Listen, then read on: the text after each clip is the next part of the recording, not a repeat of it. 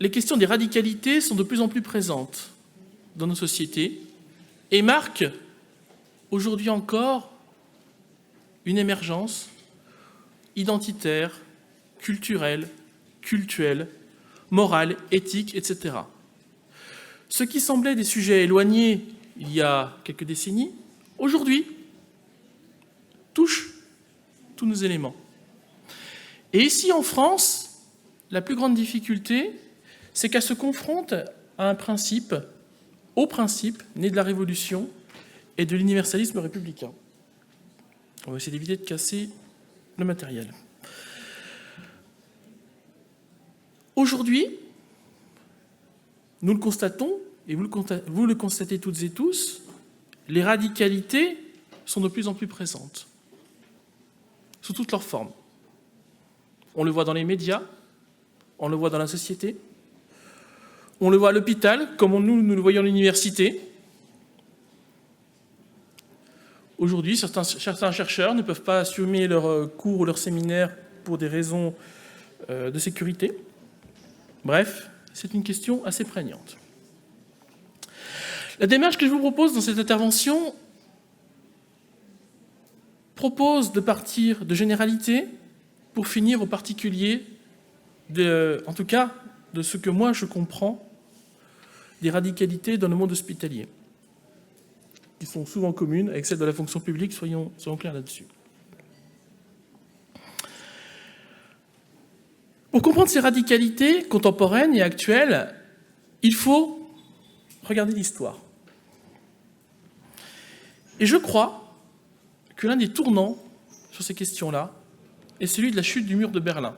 Ce qui peut être un paradoxe, parce que là où le mur tombe, où les libertés apparaissent, aujourd'hui, malheureusement, nous le constatons, les radicalités se sont déployées.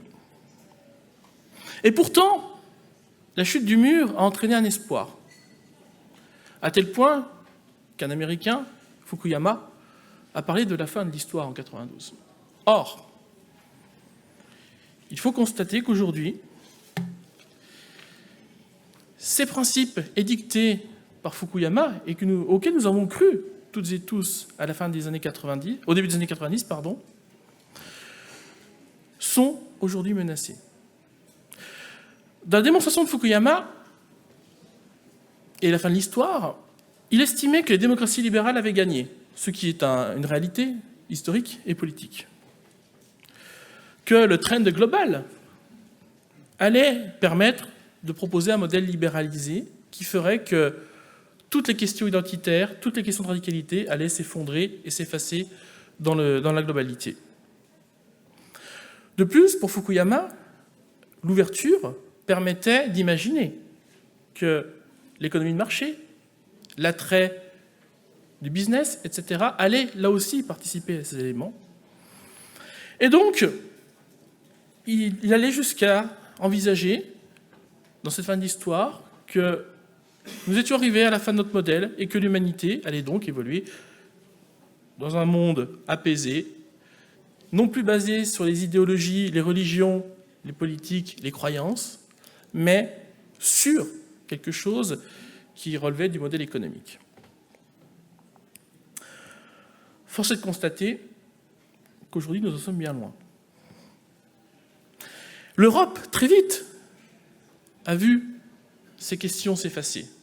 Dès les années 90, dans les Balkans, des guerres civiles ont éclaté en ex-Yougoslavie, où l'on a vu réapparaître des thématiques de radicalité ethnique, culturelle, religieuse, politique, où les voisins d'hier se faisaient la guerre. Et donc, finalement, les radicalités sont réapparues très vite.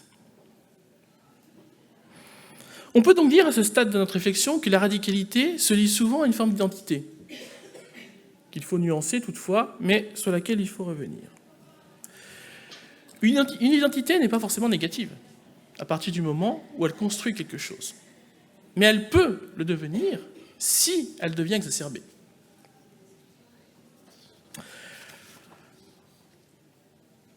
On peut se poser comme question, mais est-ce que c'est un phénomène récent ?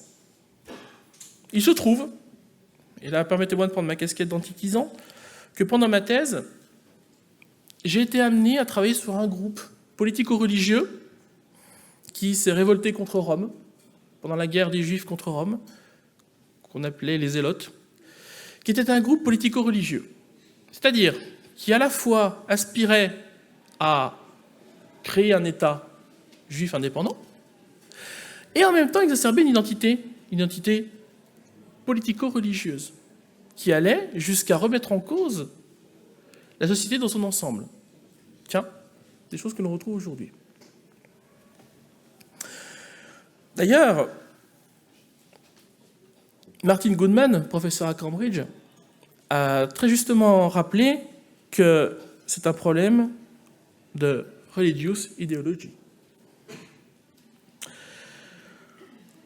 Ces questions de radicalité, nous les avons aussi constatées en Europe, mais en Europe non balkanique, en Irlande du Nord par exemple, où protestants catholiques se sont affrontés. Nous l'avons constaté au Sri Lanka, où des groupes identitaires se sont affrontés. Et nous en avons une nouvelle preuve depuis 2022, alors que la Russie a déclenché une guerre contre l'Ukraine. Je vous invite à écouter les discours idéologiques de certains. Il est très intéressant de voir comment l'identité, comment le panslavisme, comment l'orthodoxie, etc., deviennent des moteurs d'une construction idéologique. Ainsi, la radicalité contemporaine que l'on constate aujourd'hui en Europe de l'Est, notamment en Russie, est finalement le reflet des autres radicalités que nous connaissons. Mais nous le voyons aussi aux États-Unis, où, depuis les années 80, au sein du Parti républicain, une influence de ces mouvements chrétiens évangéliques, qui, de plus en plus, radicalisent la vie politique.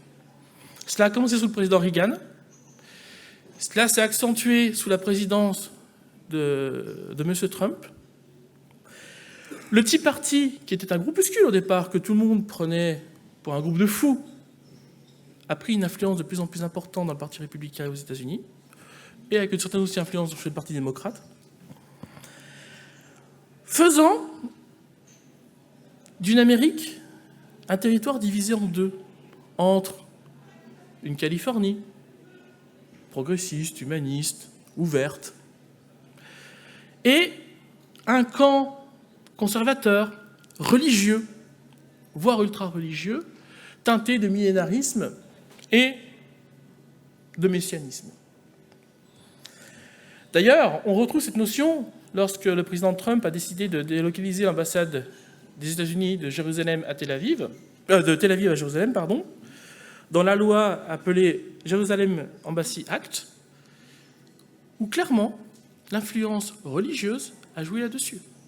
C'est-à-dire qu'au nom du messianisme, au nom d'une espérance, que l'on y croit ou non, on a fait un choix politique. Donc c'est une nouvelle forme de radicalité que l'on voit apparaître.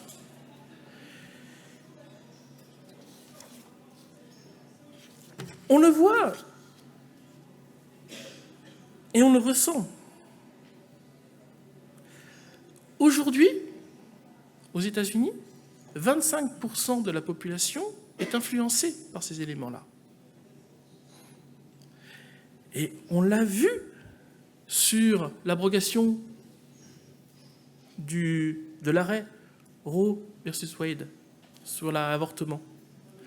Les choix politiques ont été influencés. Et donc ces radicalités que l'on aurait tendance à réduire à quelques groupuscules ici en Occident, en fait, sont beaucoup plus importants et beaucoup plus prégnants dans les sociétés. Et c'est pour ça qu'à mon sens, il est important d'avoir ces regards des historiens et des chercheurs en sciences humaines, parce que nous les constatons toutes et tous, nous les voyons toutes et tous, mais nous en parlons chacun de notre côté. Alors que, je crois, mais ça, c'est un héritage de la 4e section de l'école pratique des hautes études, je crois à la transversalité. Nous devons travailler ensemble, parce qu'il n'y a personne à la solution, mais nous avons tous des idées à mettre en commun. Après ce passage mondialisé, dirons-nous, je crois qu'il faut s'arrêter sur la question de la radicalité en France.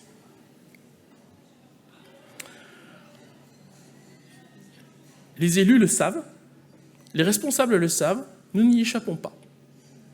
Qu'il s'agisse d'une collectivité, qu'il s'agisse d'une association, qu'il s'agisse d'un hôpital, d'une université, nous n'y échappons pas. La question identitaire redevient majeure et amène à des questions de radicalité. Pourtant, nous, Français, avons créé quelque chose de singulier au soir de la Révolution. Nous avons créé la République universelle, l'universalisme républicain, qui est une promesse non pas d'effacer les identités, non pas d'effacer les personnalités, mais de faire que nous vivions tous ensemble, sans nous taper joyeusement dessus, comme nous l'avons fait pendant des siècles. Cet universalisme républicain a permis à des femmes, nées ailleurs, devenues françaises, d'être aujourd'hui au Panthéon. Je pense à Marie Curie et Joséphine Baker. Je pense au FTP, moi, et au couple Méliné et Mitsak Manouchian, nés en Arménie, morts pour la France. C'est ça, l'universalisme républicain. Pourtant, aujourd'hui, on est en droit de se poser des questions. L'universalisme républicain est presque perçu comme quelque chose de négatif. C'est un comble. C'est l'antiradicalité qui est perçue comme une radicalité. Mais à travers cet universalisme républicain est attaquée et mal perçue la question de laïcité, qui là aussi, je le rappelle, lorsque la loi a été écrite, promulguée en 1905, c'était une loi de protection et non pas d'opposition. Ce n'est pas une loi contre, mais une loi pour que nous vivions ensemble. Or, dans cette globalité, dans ce monde globalisé, nous voyons une influence notamment anglo-saxonne qui ne comprend pas ces principes-là, qui joue beaucoup là-dessus. En effet, les anglo-saxons, aux États-Unis, et je reviens à mes évangéliques, sont d'une tradition protestante, puritaine, qui fait qu'aujourd'hui, on parle de communauté, et non plus de communauté nationale, comme nous l'évoquions, mais de communauté identitaire.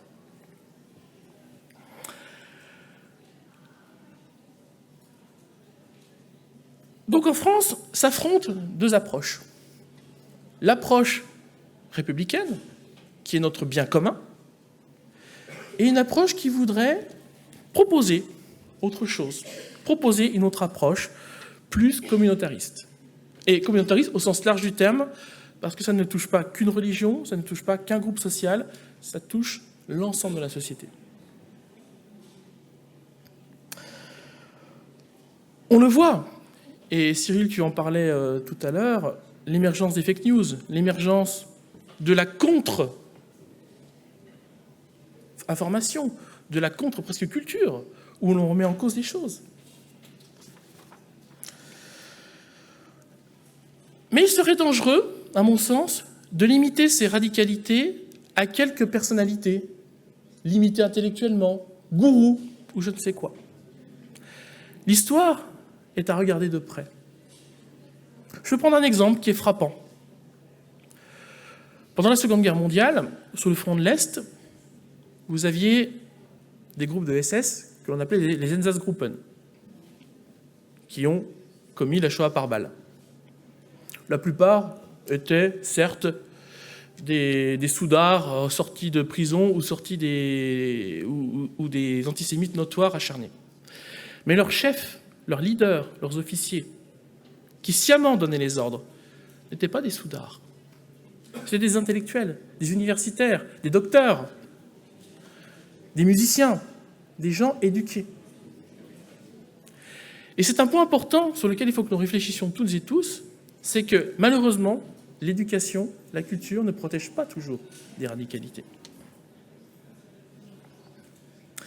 On le voit ces dernières semaines, depuis le pogrom du 7 octobre, les radicalités explosent dans le monde occidental, de tous les côtés, dans tous les groupes. On ne peut plus discuter, on doit être pour ou contre. c'est quand même une preuve qu'il y a une évolution de nos sociétés assez difficile. Et vous me direz, et tout ça, parce qu'il est bien gentil, mais il faut peut-être qu'on parle un peu du monde médical, du monde de la santé. En tant que citoyen, je le vois, le monde de la santé fait partie de la communauté. Il est dans la communauté. Donc il subit les mêmes problématiques que la communauté. On l'a vu au moment du Covid, où les débats sur la vaccination, les débats sur l'obligation ou non vaccinale, celles et ceux qui, sur les plateaux télé, trouvaient des solutions miracles, alors qu'on les savait brillants pour certains, tombant dans une forme de monde parallèle. Personne n'échappe aux radicalités.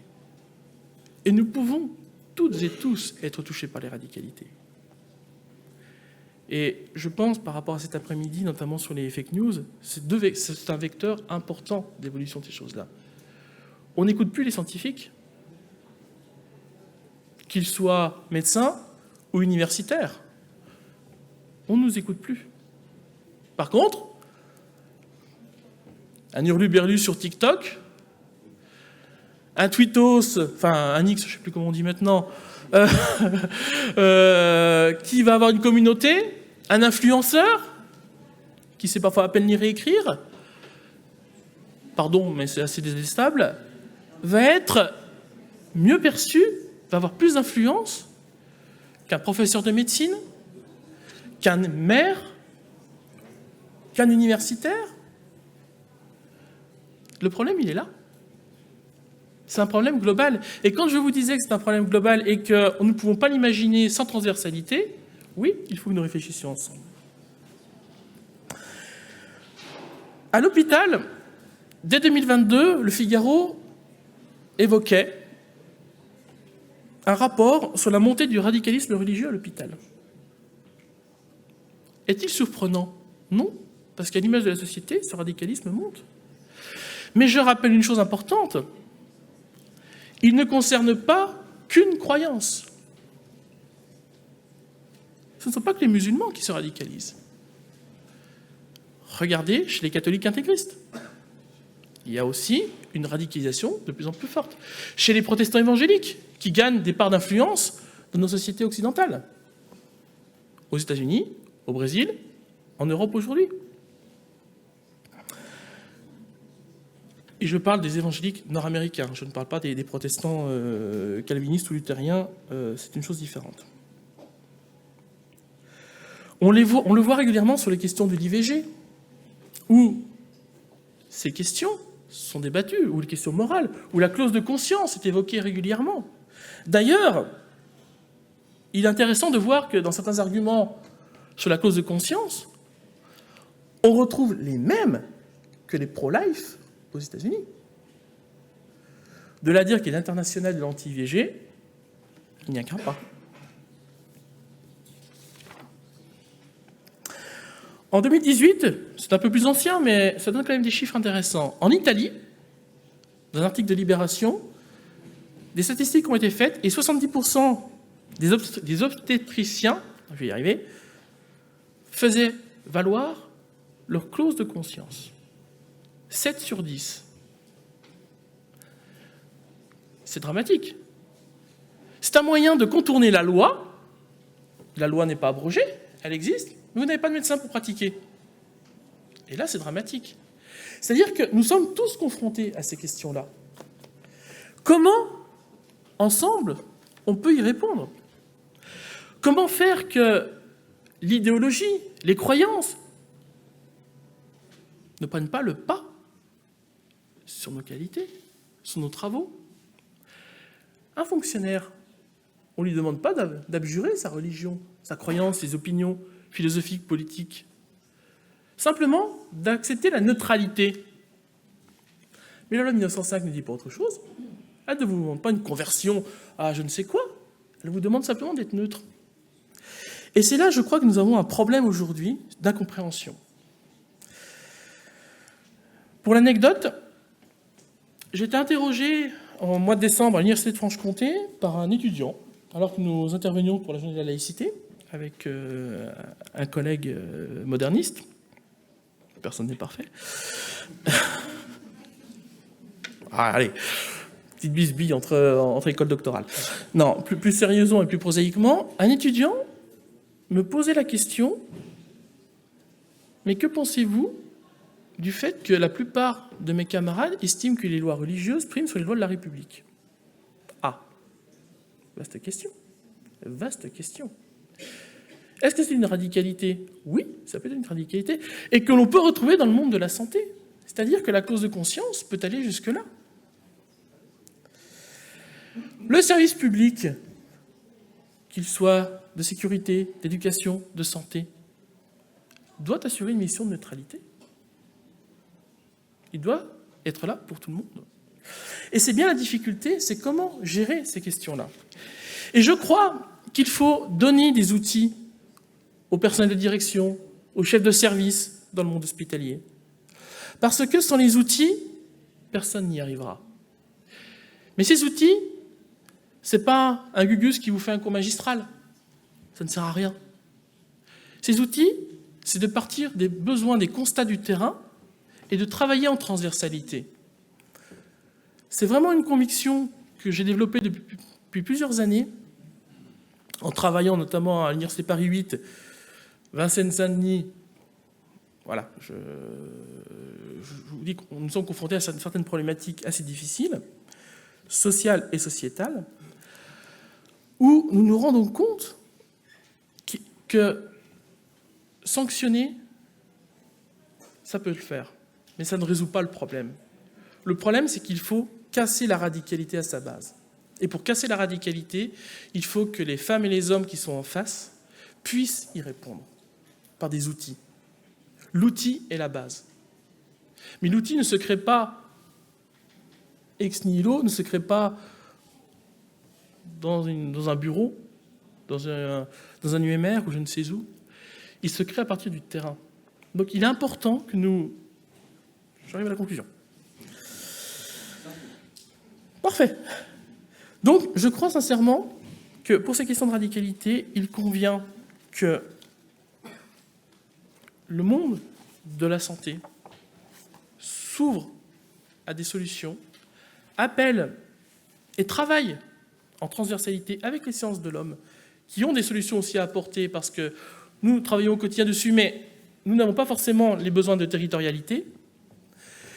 Et puis, là c'est une conviction personnelle, je crois que notre universalisme républicain, notre bien commun, qu'il s'agisse de l'hôpital public, de l'école publique ou de nos institutions, mérite que, pour une fois, on se serre un peu les coudes et on travaille ensemble là-dessus, parce qu'il n'y a pas de fatalité, il n'y a pas d'opprobre à avoir, simplement se dire que des solutions peuvent être proposées, des outils peuvent être créés, et ne jamais rester seul face à ces problématiques-là, parce que rester seul provoque des problématiques dangereuses. Et je n'ose même pas imaginer ce qu'un directeur d'établissement, un chef de service pourrait ressentir en étant seul face à ces questions-là et n'ayant pas les outils pour répondre. Parce qu'il n'y a rien de pire que la solitude. Ou il n'y a rien de pire, alors ça c'est l'ancien prof de lycée qui vous parle, quand on vous dit « t'es référent laïcité, c'est toi qui gères », non. Expérience vécue à Mâcon.